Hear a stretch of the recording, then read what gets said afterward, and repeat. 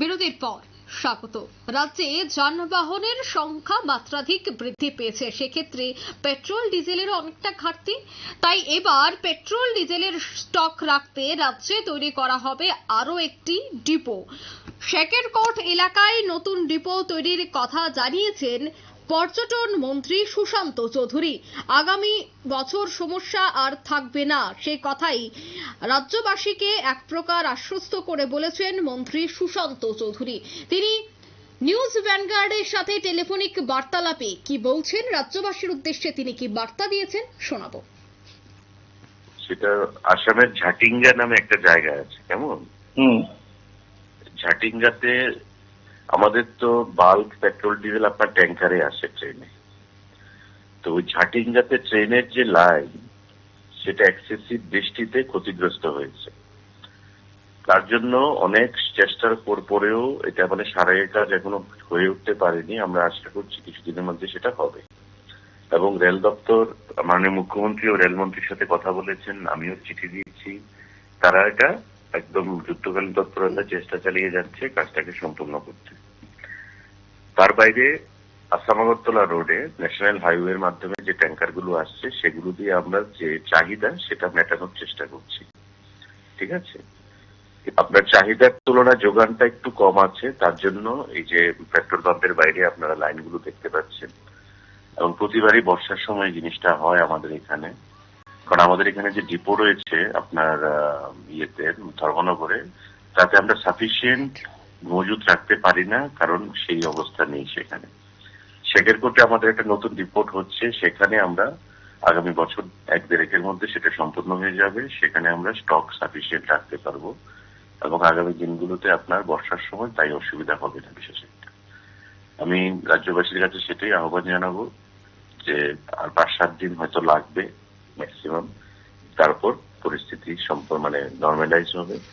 এবং ওই রেল কানেক্টিভিটিটা যদি আমরা সম্পূর্ণ করতে পারি, ঝাটিঙ্গাতে যে রেলের যে প্ল্যাটফর্ম যেটা নষ্ট হয়েছে সেটা ঠিক হয়ে গেলে সমস্ত পরিস্থিতি স্বাভাবিক হবে বলে আমরা মনে করি। আপনারা শুনলেন মন্ত্রী সুশান্ত চৌধুরীর বক্তব্য। তিনি বলছেন যে রেলের মাধ্যমে যদি যোগাযোগটা আরো স্থাপিত হয় তবে এই ধরনের সমস্যা আর হবে না আগামী বছর থেকে।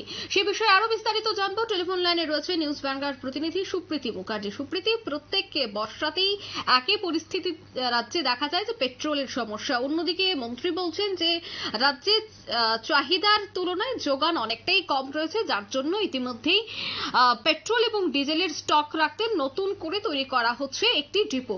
কি মনে করো, কতটা উপকারী হবে রাজ্যবাসী এই নতুন ডিপোর মাধ্যমে? রাজ্যে পেট্রোল ডিজেলের যে সংকট আমরা দেখেছি বা যে ছবি আমরা গত কয়েকদিন ধরে লাগাতার ভাবে দেখছি, তাতে করে কিন্তু কৃত্রিম ভাবে যে সংকট রয়েছে তা কিন্তু পরিষ্কার। এবং এখনো পর্যন্ত গতকালকে রাত্রে আমরা যে খবর পেয়েছি, গতকালকে রাত্রে গাড়ি ঢুকে যাওয়ার কথা ছিল, কিন্তু গতকালকে রাত্রেও গাড়ি ঢুকতে পারিনি। তাই বলা হয়েছিল যে আজকে সকাল 6টা থেকে পারা যাবে না পেট্রোল দিতে, যেহেতু গাড়ি ঢুকেনি। তাই আজকে বেলার পর থেকে বা একটু বেলা হওয়ার পর থেকে পরিস্থিতি কিছুটা স্বাভাবিক হবে, কারণ তেলের গাড়ি ঢুকছে। কিন্তু এখনো পর্যন্ত সেই নিয়ে কোনো আপডেট আসেনি, তাই পরিস্থিতি এখনো পর্যন্ত সেই অর্থে স্বাভাবিক হয়নি। এহেন পরিস্থিতিতে নিউজ ভ্যানগার্ডের সঙ্গে কথা হয় মন্ত্রী সুশান্ত চৌধুরীর। খাদ্য পরিবহন দপ্তরের মন্ত্রী সুশান্ত চৌধুরীর যে বক্তব্য রয়েছে যে রাজ্যে এই মুহূর্তে পেট্রোলের যে চাহিদা দেখা দিয়েছে সেই চাহিদা অনুযায়ী পেট্রোলের যোগান কম, এবং এটা খুব স্বাভাবিক একটা ছবি। এবং খুব স্বাভাবিক একটা ছবি বলবো না, খুব স্বাভাবিক একটা ঘটনা, যেখানে পেট্রোলের চাহিদা তো থাকবেই কিন্তু সেই তুলনায় যোগান কম। কেন এই যোগানটা কম হচ্ছে? কারণ ধস নামার কারণে। তোমার হারাঙ্গাবাদ এবং ঝাটিঙ্গাতে যেহেতু ধস নেমে গেছে, তাই সেই জায়গাতে সড়ক পথের ক্ষেত্রে আসামের সোনাপুরে দাঁড়িয়ে রয়েছে বহু বহু গাড়ি, যেটা প্রত্যেক বছর আমরা বর্ষা এলে দেখতে পাই। এবারেও সেই ছবি দেখছি। কিন্তু প্রশ্ন হচ্ছে এখানে যে প্রত্যেক বছর যেহেতু এই ছবি আমরা দেখছি, তাতে করে দুটো ধরনের দিক উঠে আসছে। রাস্তাঘাটের উন্নয়ন কি তাহলে হচ্ছে না, নাকি না হলেও সেই জায়গাতে কোনো লাভ হচ্ছে না, কোনো সুরাহা হচ্ছে না? কারণ হঠাৎ দিনের পর দিন বছরের পর বছর বর্ষা আসছে আর ধস নামার কারণে গাড়ি আটকে পড়ছে অসমের সোনাপুরে। এই যে সোনাপুর জায়গাটা রয়েছে সেখানে তোমার রাস্তাঘাট বা সড়কের উন্নয়নের ক্ষেত্রে কি কি করা প্রয়োজন সেটা নিয়ে তাহলে পদক্ষেপ গ্রহণ করতে হবে, ভাবতে হবে দপ্তরকে, সরকারকে। সেই দাবি যেরকম রাজ্যবাসীর পক্ষ থেকে উঠে এসেছে, অন্যদিকে রাজ্যে যাতে এই রকম পরিস্থিতিতে প্রাকৃতিক দুর্যোগ, প্রাকৃতিক বিপর্যয় লেগেই থাকবে, তাতে করে পেট্রোল সংকট যাতে না হয়ে পড়ে। পেট্রোল হচ্ছে এমনই একটি জিনিস, এমনই একটা যার সংকট দেখা দিলে অন্যান্য আনুষঙ্গিক সবেতেই তার প্রভাব লক্ষ্য করা যাচ্ছে। তাই তার যাতে সংকট না পড়ে তার জন্য রাজ্যে উচিত একটা কোনো ডিপো তৈরি করা এবং সেখানে যথেষ্ট পরিমাণে পেট্রোল মজুত রাখার দাবি রয়েছে। কিন্তু সেই জায়গাতে রাজ্যের ক্ষেত্রে আমরা এতদিন ধরে কি জানতাম যে রাজ্যের ক্ষেত্রে যে পেট্রোলের স্টোর রয়েছে সেটা কিন্তু আমাদের ধর্মনগরের বুকেই রয়েছে, এছাড়া কিন্তু আর কোথাও নেই। অর্থাৎ তোমার উত্তরের ধর্মনগরেই একমাত্র আছে সেই স্টোর, যেখানে অসম থেকে সমস্ত গাড়ি প্রবেশ করার পর উত্তরে ধর্মনগরে সেই স্টোরে গিয়ে ওই গাড়ি কিন্তু লোড করে দেয়। তারপরে বাদবাকি যেটা সেটা রাজ্যের বিভিন্ন পেট্রোল পাম্পগুলিতে দিয়ে দেওয়া হয়। এই যখন পরিস্থিতি তখন দেখা যাচ্ছে যে ধর্মনগরেও এখন সেভাবে ক্যাপাসিটি নেই পেট্রোল মজুত রাখার ক্ষেত্রে, বা বিরাট একটা পরিমাণে পেট্রোল মজুত রাখার ক্ষেত্রেও সেটা দেখা যাচ্ছে যে হচ্ছে না ধর্মনগরে। তাই বিকল্প ব্যবস্থা কি করা হচ্ছে না, বিকল্প ভাবনা রয়েছে সরকারের নতুন একটি ডিপো তৈরি করার। সেই ডিপো কোথায় তৈরি হবে?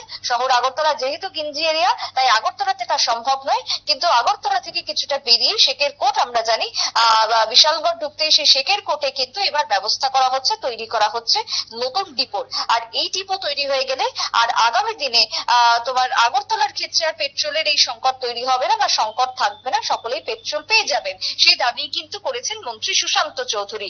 অন্যদিকে আমরা গতকালকে রাত্রেও যে ছবি দেখেছি, শহরের বেশ কিছু পেট্রোল পাম্পগুলিতে কিন্তু ভিড় লক্ষ্য করা গেছে। সন্ধ্যে 7টা থেকে কেউ কেউ লাইনে দাঁড়িয়েছেন, তাদের লাইন শেষ হতে হতে বেঁচেছে সকাল দুঃখিত রাত একেবারে 12টা থেকে 1টা পর্যন্ত। রীতিমতো ভিড়, পেট্রোল পাম্পে দাঁড়িয়ে রয়েছেন, বাইকের তেল একেবারে শূন্য হয়ে যাওয়াতে কাটা জিরোতে নেমে আসাতেই তারা দাঁড়িয়েছেন। সেই পরিস্থিতিতে দাঁড়িয়ে দেখা গেছে কি না পুলিশের অভিযান, পুলিশের লাঠিচার্জ, প্রত্যেককে সেই জায়গা থেকে চলে যাওয়ার হুমকি ধমকি চলতে থাকে চলে যাওয়ার জন্য। তখন সেই সমস্ত যান চালকদের মধ্যে ক্ষোভ আরো বাড়তে থাকে। তাদের প্রশ্ন থাকে যে তারা এই বাইক নিয়ে ফিরবেন কি করে। কেউ কেউ এসেছেন অনেক দূর থেকে, কেউ কেউ এসেছেন বোধজংনগর থেকে, কেউ কেউ এসেছেন বিভিন্ন জায়গা থেকে, শহরতলি থেকে এসেছেন। শুধু সবাই জানেন যে গণরাজ্য মোহনীতে যেহেতু পেট্রোল পাওয়া যাচ্ছে, তাও সেটা 200 টাকার লিমিটেড রয়েছে, এর বেশি কোনো পেট্রোল পাম্প থেকে তেল পাওয়া যাবে না, ডিজেল পাওয়া যাবে না। তাই তারা ওইটুকু তেলের আশাতেই এসেছেন দূর দূরান্ত থেকে। কিন্তু সন্ধ্যে 7টা থেকে রাত্রি 1টা পর্যন্ত দাঁড়িয়ে থাকার পরও যখন তেল মেলেনি, তখন পুলিশের লাঠিচার্জ। এই পরিস্থিতিতে ক্ষোভ বাড়ছে সাধারণ যান চালকদের মধ্যে। তারা কি করবেন ভেবে না পেয়ে, উপায়ন্তর না পেয়ে শেষমেশ তারা ক্ষোভ প্রকাশ করছেন একের পর এক সংবাদ মাধ্যমের সামনে। তবে এই পরিস্থিতি আর কয়েকটা দিন স্বাভাবিক হয়ে যাবে পরিস্থিতি, কারণ বৃষ্টি এখন সেই অর্থে নেই। তাই তোমার পরিস্থিতি সামাল দেওয়ার জন্য জোর কদমে কাজ চলছে, যেটা সরকার থেকে শুরু করে স্থানীয় যারা রয়েছেন প্রশাসন, তারা প্রত্যেকেই জানাচ্ছেন। তাই আর 2-3 দিনের মধ্যেই পরিস্থিতি স্বাভাবিক হয়ে যাবার দিকেই কাজ চলছে, সে কথাই কিন্তু জানা যাচ্ছে বিভিন্ন সূত্র মারফত। অঙ্কিতা, একদমই ধন্যবাদ সুপ্রীতি। অর্থাৎ তেলের যোগান বাড়াতে ইতিমধ্যেই নতুন ডিপো তৈরি করা হচ্ছে। শেখেরকোট এলাকায় সেই ডিপো তৈরি করা হবে আগামী বছর থেকে, আর কোনো সমস্যা থাকবে না এমনটাই রাজ্যবাসীকে আশ্বস্ত করলেন মন্ত্রী সুশান্ত চৌধুরী। নিয়ে নিচ্ছে ছোট্ট একটি বিজ্ঞাপন বিরতি, সঙ্গে থাকুন।